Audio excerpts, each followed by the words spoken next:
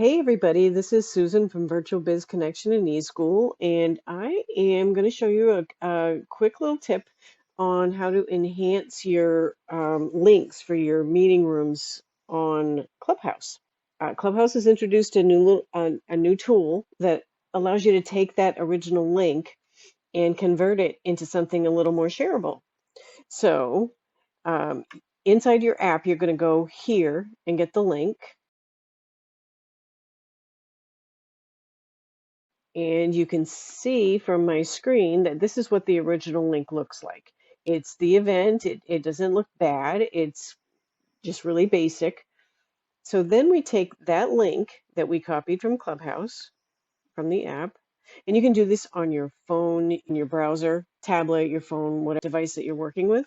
And then you paste your Clubhouse link in this field right here, and then click Generate Link. And it gives you a new link. You'll see it says clublink.to/event and then a little code, and then hit copy and go back up to the browser.